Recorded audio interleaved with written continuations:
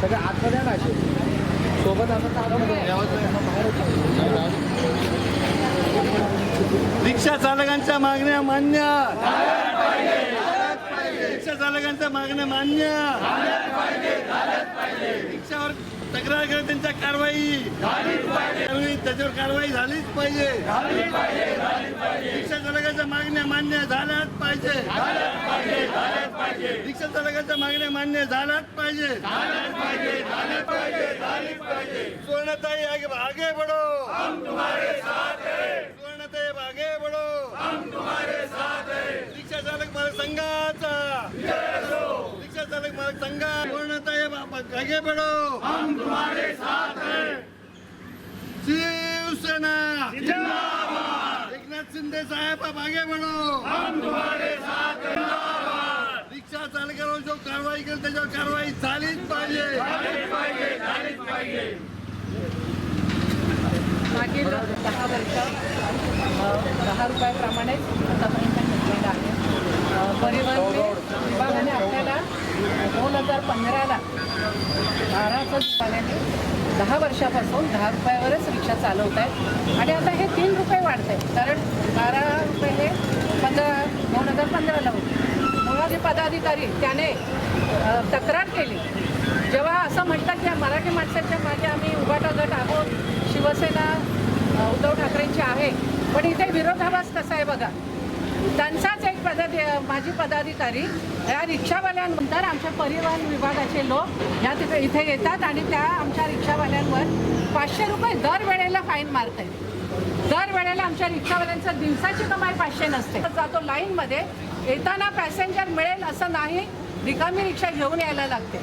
आणि अशा आमच्या या गरीब रिक्षा चालक जे 90% कांजूरमध्ये नाही आहे तरीसुद्धा तो तक्रार करतो. म्हणजे आणि त्यांचा आमदार थोड्या दिवसांनी असं वाटतंय की आता हे सगळे एकवटले, तो तिकडे पत्र देतो की भोगी आहे, पुढे एकाला करायचं आणि नंतर सांगायचं की माझी दरवाढीला काहीच तक्रार नाही.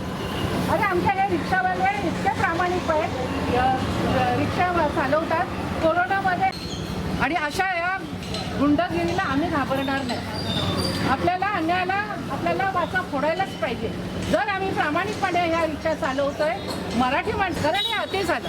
दिवसाला 5 रुपये तुम्ही फाईन मारणार, मग आम्ही खाणार काय.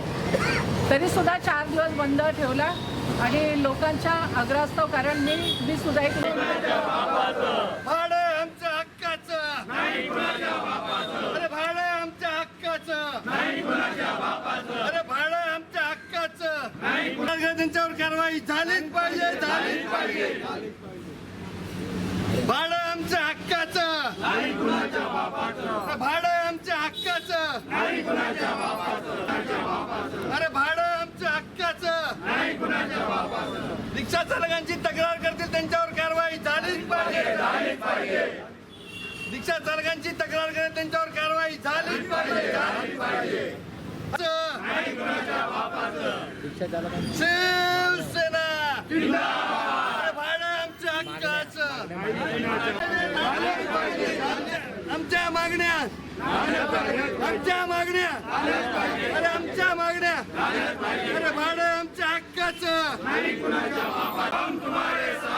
सुवर्णताई आप आगे बढ़ो, हम तुम्हारे साथ हैं. अरे सुवर्णताई आप आगे बढ़ो, हम तुम्हारे साथ हैं. अरे कोण बोलतो देणार नाही, अरे कोण बोलतो देणार नाही. सुवर्णताई आप आगे बढ़ो, हम तुम्हारे साथ हैं. अरे सुवर्णताई आप लोकांवर ज्या पद्धतीने आता या ठिकाणी फाईन मारलेलं जातं याला नेमकं जबाबदार कोण आहे. कारण की शेअर रिक्षाचं भाडं वाढीसाठी आंदोलन देखील करण्यात आलेलं, परंतु काही दिवसांपासून फाईन मारले जातात रिक्षा चालकांना. 1 जानेवारी महिन्यामध्ये आम्ही RTOला पत्र दिलं होतं की आता ही भाडेवाढ करा, कारण 10 वर्षापासून आम्ही 10 रुपयेच घेतो आहे. सगळी महागाई वाढली, 4 वेळा डिझेलचे आणि CNGचे भाव वाढले. 2015ला 20 रुपये CNG होती, ते आता 80 रुपये झाले. 80 रुपये झाले ना, 80 रुपये झाले. चौपट भाव वाढलेले आहेत. त्यामुळे आम्हाला शेअर रिक्षाला दरवाढ आम्हाला मान्य करा, 10चे 15 करा. कारण 2015ला 10 रुपये 12 रुपये मान्य झाले होते, असं परिपत्रक आमच्याकडे आहे. आणि ते आम्ही वाढवले नाही. 10 वर्ष 10च रुपये घेतो आहे. म्हणून आता एकदम 15 रुपये सांगितले का, तर ते 2 रुपये आणि आता 3 रुपये फक्त वाढवले. त्यांचं काही एक उत्तर आलं नाही. पण उबाटाच्या त्या एका माजी पदाधिकाऱ्यांनी, मोरे नावाचा, त्यांनी तक्रार केल्यानंतर इथे आमच्या रिक्षावाल्यांवर 500 रुपये फाईन मारायला हे लोक रोज यायला लागले. शेवटी कंटाळलो आणि रिक्षावाल्यांनी आमच्या 4 दिवस हे बंद रिक्षा इकडच्या ठेवल्या. ह्याचं कारण असं आहे की ह्या परिवहन विभाग जो आहे तो कशा पद्धतीने काम करतो माहीत नाही. तुम्ही आम्हाला 2015मध्ये 12 रुपयाचं हे दिलेलं असतानासुद्धा तुम्ही कोणीतरी सांगताय, कोणीतरी तक्रार करताय म्हणून तुम्ही रिक्षावाल्यांवर इतका अन्याय करणार का? हे खातं इतकं अन्याय करणार आहे? तुमचा कारभार आम्हाला माहिती आहे, सावळा गोंधळाचाच कारभार आहे.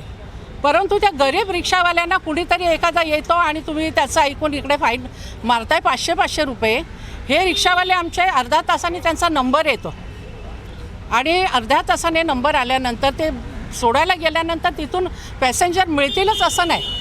रिकामी रिक्षा त्यांना घेऊन यायला लागतं. आणि विशेष म्हणजे कांजूरमध्ये 90% हे रिक्षावाले आमच्या मराठी आहेत. मराठीचा आवडणारा उभाटा आज त्यांचेच पदाधिकारी, माजी पदाधिकारी इकडे कंप्लेंट करतो मराठी माणसांच्या रिक्षा बंद करण्यासाठी. त्यांच्यावर हा अन्याय नाही का? हा ढोंगीपणा नाही आहे का उभाटाचा? उगीच मराठी करायचं. मराठीचे आम्ही कैवारी आहोत. हे कैवारी वगैरे काही नाही आहे. यांना आता मुंबई महापालिका पाहिजे म्हणून हे त्यांचं कावेबाज आहे. हे मराठी माणसांनी ओळखा. हे लोक आपल्याबरोबर आहेत का? हे मराठी माणसाच्या बरोबर आहेत? उभाटाचा या ठिकाणी धिक्कार केला पाहिजे. आणि दुसरी गोष्ट, हा उभाटाचा एक माजी पदाधिकारी तक्रार करतो आणि ह्यांचा आमदार हा त्यांनी गेल्या महिन्यामध्ये त्यांनी पत्र दिले की 15 रुपये करावेत. हा किती दुटप्पेपणा आहे? या आमदाराचा हा दुटप्पेपणा आहे की नाही? तुझा माणूस तुझा ऐकत नाही, तुझा कार्यकर्ता तुझा ऐकत नाही की हे नाटक करायचं फक्त?